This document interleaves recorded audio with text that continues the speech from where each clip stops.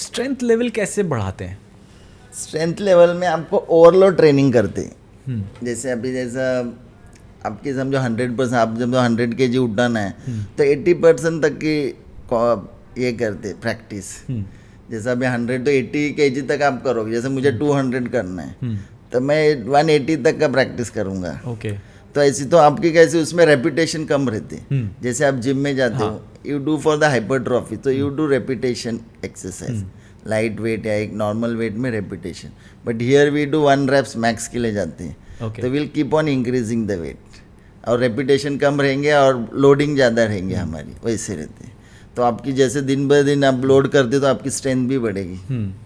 तो लाइक रफली कितनी जल्दी ये स्ट्रेंथ लेवल्स बढ़ते हैं? लाइक अगर मैं 50 kg से स्टार्ट कर रहा हूँ तो मैं कितने दिन में 100 kg तक पहुँच जाऊँगा? ऐसे एवरीबॉडीज बॉडी हैव डिफरेंट। हाँ, मैं बट लाइक बॉल पार्क में। हाँ, अभी मैंने जब प्रैक्टिस में तो ऑलरेडी जिम में जाता था, तो आई पिकअप वेरी फास्ट। मैं अभी 240 स्क्वाट करके आया वर्ल्ड में, 242 240 at age of this. Age is only number, मैंने कभी एज का सोचा भी नहीं। हाँ, आई थिंक वो तो ये प्रूवन है, क्योंकि यहाँ पे मैंने जितने भी गेस्ट देखे वो कोई भी उतनी एज का लगता नहीं है जितनी कि वो बताते हैं। ना प्रैक्टिस करोगे, see everything is depend on consistency, practice, आपका खाना क्या है, and again strength is depend on how much protein you are taking, how what is your food and all that. अगर आप एक्सरसाइज ही कर रहे हो और कुछ खा रहे हैं तो आपकी स्ट्रेंथ बढ़ने वाली नहीं है। पावर लिफ्टिंग के लिए क्या कोई अलग डाइट लेनी पड़ती है, जैसे कि बॉडी बिल्डिंग में बहुत ज़्यादा स्ट्रिक्ट डाइट होती है? नहीं, इसमें क्या आपको सिर्फ आपका वेट मेंटेन रखना है। There is a category from समझो अभी 93 to 105, तो मैं 105 कैटेगरी में खेलता हूँ। 93 के ऊपर से 105 वाले लोग 105 कैटेगरी में आते हैं, और 83 के ऊपर वाले 93 की कैटेगरी। तो ये हाउ 10 kg का है। अगर आपका वेट 98 है तो you can have 2 kg 3 kg 7 kg बढ़ाने के लिए आप खा सकते हैं, ऐसा कुछ।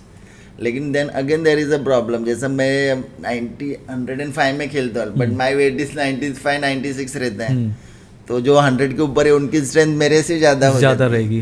तो if I am playing in that I have to maintain at least 100, लेकिन मेरा कभी होता ही नहीं। उतना आई गो, सो आई प्लानिंग टू गो इन 93। पहले मैं 93 में था, तो हमारे सर को किसी ने बोला कि मुझे उसमें खेलना है, इनको आगे भेजो। तो हमारे सर ने मुझे वैसे ट्रेन किया, तो आगे की कैटेगरी में गया। लेकिन मेरा वेट उतना बढ़ता ही नहीं, उतना नेचुरली उतना नेचुरली हो रहा नहीं, तो स्ट्रेंथ भी कॉम्प्रोमाइज होती है उतनी। अगर मैं 100 करूँगा 105 में, so I can lift more than that. Okay, क्योंकि जितनी साइज रहेगी उतनी आपकी स्ट्रेंथ रहती है। मसल का जितना साइज, जितने ज़्यादा मसल फाइबर्स होते हैं उतना ज़्यादा साइज जितनी बढ़ेगी। That is why if you see WWE ये सब लोग साइज वाले रहते हैं ना। इनफैक्ट बॉडी बिल्डर्स में भी जो क्या कहते हैं ओपन बॉडी बिल्डिंग में होते हैं और जो क्लासिक फिजिक होता है उनमें कैपेसिटी में बहुत डिफरेंस होता है। मेंस फिजिक में लीन रहते हैं, बॉडी बिल्डिंग में एग्जैक्टली। इस आपकी स्पोर्ट्स की जर्नी में how supportive has been your family? मैंने जब जिम शुरू किया तब जब मैं एकदम मतलब 42 वेट था मेरा, लेकिन मेरे को इतना क्रेज़ हो गया था जिम जाने का। एक दिन मैं जिम खुलता था हमारा 5 बजे, एक दिन मैंने टाइम भी नहीं देखा, उठ के गया तो 3:30 बज गया था।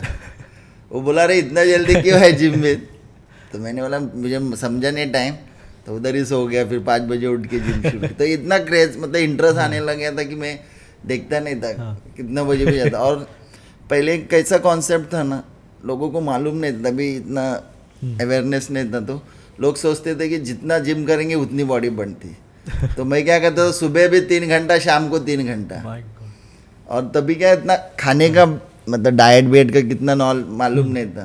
तो हम तो नॉर्मली जैसे जलेबी दूध पीते थे और अपनी साइज़ बढ़ाने के लिए वही करते थे। ज़्यादा स्वीट ही खाते थे ना साइज़ के लिए, तभी इतना नॉलेज नहीं था। फिर आस्ते आस्ते जैसे मैंने कोर्स भी किया ज्वाइन, फिर मुझे मालूम पड़ा कि नहीं, आपकी जैसे आपको गेनिंग करना है तो आपकी एनर्जी सेव करना चाहिए। आपको क्या खाना चाहिए, आपको एक्सरसाइज 1 घंटा ही करना चाहिए। जितना आप कम मतलब 1 घंटा अगर गेनिंग करना है तो आपको एक्सरसाइज भी कम होनी चाहिए और खाना ज़्यादा, कैलोरीज ज़्यादा। जैसे बैंक में पैसे डालते रहना चाहिए, जब निकलोगे ज़्यादा तो आप पतले हो जाओगे। तो फिर वैसा था। फिर आस्ते आस्ते नॉलेज आया, तो फिर देन आई स्टार्टेड ट्रेनिंग। मेरे फैमिली ने भी बहुत सपोर्ट किया। फिर मैं बॉडी बिल्डिंग, एक बार तो ऐसा हो गया कि मैं जॉब पे था, 12-1 बजे छूटता था, सेकेंड शिफ्ट करता था, तो कंपटीशन आई, नॉर्मल कंपटीशन करता था, तो जिम में जाने के रात को 12 बजे जिम करता था, 1 बजे घर पे आके फिर सुबह 3:30 बजे उठ के अपने रूटीन पे जाता था। मतलब बहुत स्ट्रगल किया तब। तो उस बीच सी- में आपका हाँ। सारा डाइट और वो सब क्या कैरी कहते हैं, करता था वो मैं सब आपके पूरा। लिए तैयार हाँ, रखना, तभी वो इतना सब नॉलेज होता। भी नहीं था, क्या अपना चपाती भाजी खा लिए, चावल खा लिए, जैसा हाँ। मिलता था वो खाता था और अपनी एक्सरसाइज करता था बस। और अभी अभी उनका कैसा रिएक्शन होता है जब आप सब मेडल्स और ये सब लेके आते हैं? मेडल लाते तो पहली बात तो इंडिया को रिप्रेजेंट करने का, जिसका हाँ। जर्सी पहनना भी बहुत बड़ी बात है। Exactly. 140 करोड़ में से if you are getting selection, बिल्कुल। That is. लेकिन जब मैं मेडल लाता तो लोग पहले ही पूछते पैसा क्या मिला, क्या ये मिला, means they don't know actually. उनकी भी गलती नहीं है, उनको भी लगता है कि जब खेलने जा रहे हैं तो पैसे ही मिलते, जैसे क्रिकेट इसमें मिलते हैं, तो इसमें कुछ पैसे नहीं मिलते, only medal, but you get fame and name और ये सब पूरी दुनिया में आपको जानना जाता है। And that is money is what you can earn, you can work and earn. पैसे तो आते ही जाते रहते हैं, but I focus more, I feel good. Like मेरे कोच ने मेरे पे इतना काम किया और मुझे ए लेवल पे पहुंचा। I am very happy to Sanket sir and all his team. पूरी टीम लगती है, बिकॉज व्हेन यू प्रैक्टिस आपको लोड करने के लिए आदमी चाहिए। See you can load and again you do not, there is lot of people. Means हमारे टीम है जिम के, ट्रू पावर करके जिम है, उनके सब अक्षय सर है, सेजल मैडम, लेडीज सब, सेजल है, सलमा मैडम है, सैफ सर है, फिर संकेत सर, फिर महेश सर है, सोम, ऐसे बहुत से लोग हैं। I always call everybody sir, because मेरा ये है कि जो मुझे सिखा रहा है, भले वो छोटा वो बड़ा है, is coaching means we are taking something, so we should call sir, that is why I also call you sir. तो वो सब चीज़ें तो हेल्पिंग नेचर है, मतलब बिना अकेला कर नहीं पाओगे power lifting, you need people. आपके हिसाब से लाइक एक ट्रेनर को क्या क्या बेसिक चीज़ें, बेसिक नॉलेज होनी चाहिए? देखो, ट्रेनर का सबसे पहला सर्टिफिकेशन होता है। When you do certification you will get lot of full knowledge. उसके बाद में जैसा भी आजकल के ट्रेनर क्या करते, they will never ask their medical issue. आजकल सबको मेडिकल इश्यूज है, सो दे डोंट आस्क दैट। और हम लोग सीधा क्लाइंट भी आके सीधा ये बोलते मुझे वेट लॉस करना है। सो सबसे पहले उनकी काउंसलिंग करना जरूरी है, उनको हेल्थ इशू क्या है, according to that you should design there this, मतलब प्लान करना, एक्सरसाइज प्लान। नहीं तो आप देखो जिसको हाइट बीपी है, if they do decline bench press they might exactly, BP बढ़ सकता है। Anyhow when you do exercise आपका बीपी तो बढ़ता ही है, तो जब आप डिक्लाइन करोगे तो you will get high. So that all thing should know the, पहले तो 1-2 वीक तो उनको देखना ही चाहिए कि उनकी मूवमेंट बराबर है।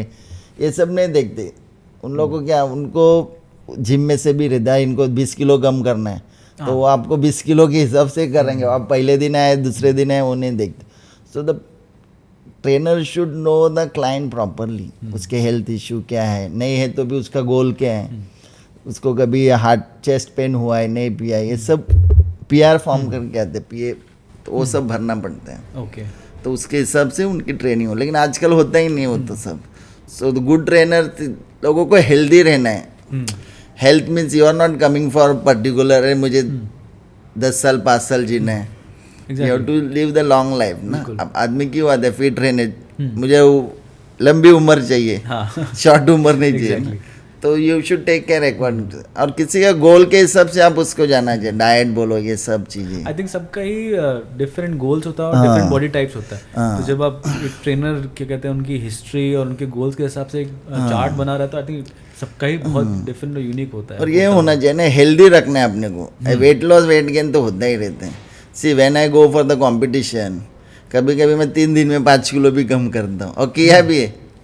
रियली? हाँ, because for that when we are into sports nutrition सब किया है, तो मुझे तो मालूम है, तो I we do that also, but that is not healthy also ना।